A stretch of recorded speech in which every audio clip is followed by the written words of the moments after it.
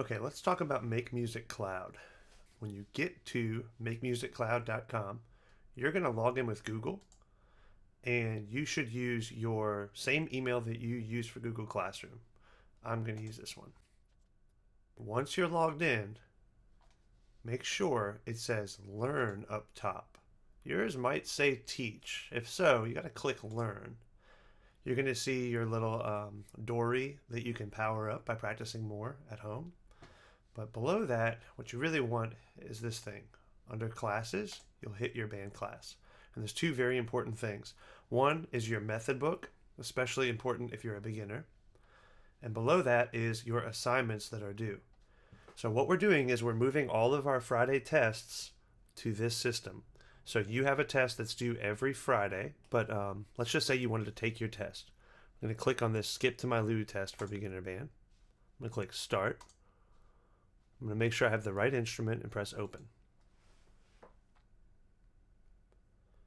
Instructions will pop up, but you know what you need to do. Now let's talk about this bar up here. See where my mouse is? I want to be on tracks first so that I can listen and practice along.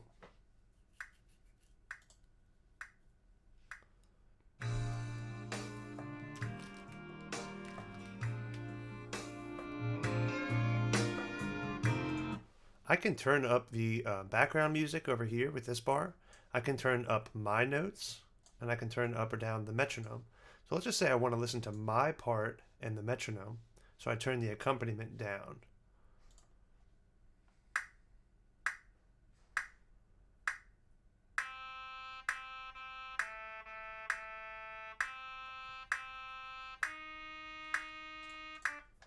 And whenever I go to test, it's important to note that I won't be able to record myself for my assignment unless I turn my part back off. So when I think I'm ready for my assignment, I can choose about the accompaniment, like the background music, and I can choose about the metronome. But I have to turn my part off in order to activate this record button.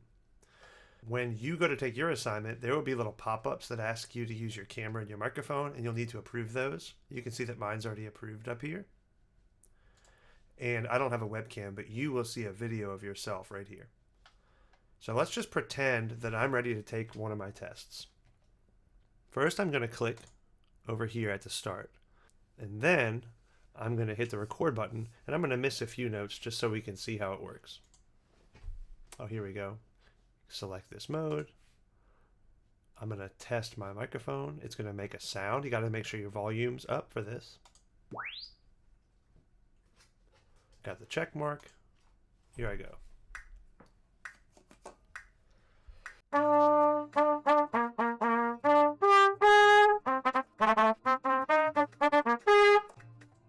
So hopefully your test will go a little better than that. But after you take your test, you'll notice a few things. If you're early or late to a note, you'll see over here this yellow icon or indicator. That means I was late to that note. It's pretty forgiving. Like if you really listened, I was late or early pretty often, and it still gave me the green. But I was trying to get one of these yellows to show up. If you're really off, it'll give you one. And then the more obvious is the red. It will show you what note you actually played. So for example, I was too high on this note. I played a B flat instead of a G on that note. You can also see your score up here on the top right. I got a 50%. Not very good, so I'd want to redo. If I wanted to listen to myself or watch it back, I would hit this icon right to the right of the camera icon.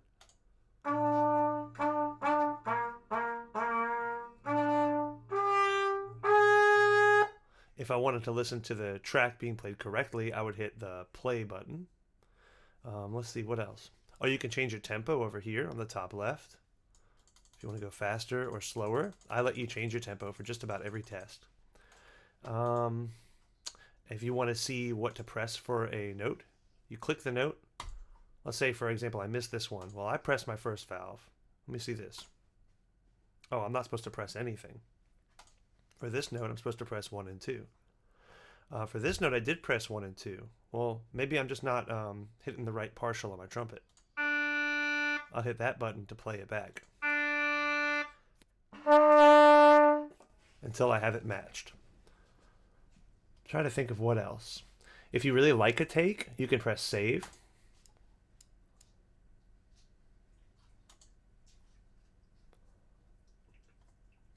So that saves it, but it's not technically turned in until you hit the submit button. So what I did here was I paused the video, I logged out, and I logged back in just to show you when you come in, like say you try to practice it Monday and then you try again Tuesday, you're going to go up here and all your takes are gone. Except if you had hit the save button, it will show up here on the left-hand side. So I can pull up that take, say this is days later because I saved it, and I can decide whether or not I want to turn it in. I can't ever edit a take though. All I can do is try again or turn it in. So now I'm looking at that old take, and I can submit it or I can continue working on it. So let me do another take, and we'll see if I do any better.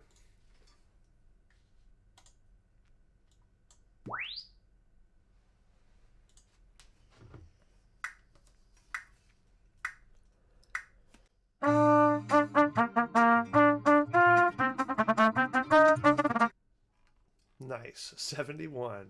So I didn't even finish it, but I got all greens. So now I see a take up here again. And one other thing to point out, let's just say I want to turn the accompaniment down now. Those little bars are gone, right? I have to go up here and hit tracks if I want to do that. Okay. One other thing to mention, anytime you go to record, you have to click where you want to start. So if I took this take and I say, oh, let me start over, and I forget to click the beginning, watch what happens. It's going to count me off into the wrong bar. So that's going to have me missing all kinds of notes. So anyways, let's say I'm ready to turn in. I just did 5 or 6 takes, and I'm like, okay, this assignment's due. I'm going to turn in the best one I've got. I'm going to click up here. I'm obviously going to pick my 71. And then I'm going to turn that one in by hitting submit. Unless I have a saved take that's even better. And that's going to appear, whoops, up over here in the left. Okay, that's how assignments work. And remember, whenever you went to look for your beginner band book, that was underneath Learn. You can access your book anytime you want, every single exercise. And even if something is not an assignment, say tonight, you can just decide that you want to work on something, and all the settings work the exact same way.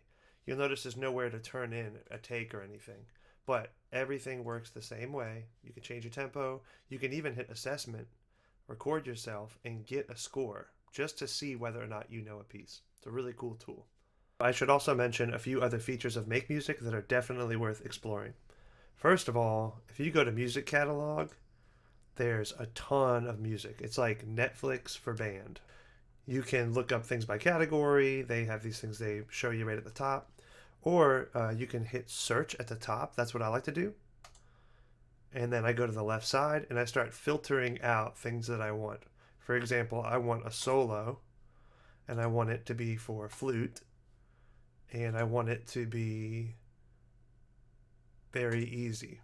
Oh, they might not have many. Oh, this is a whole book right here of easy flute solos.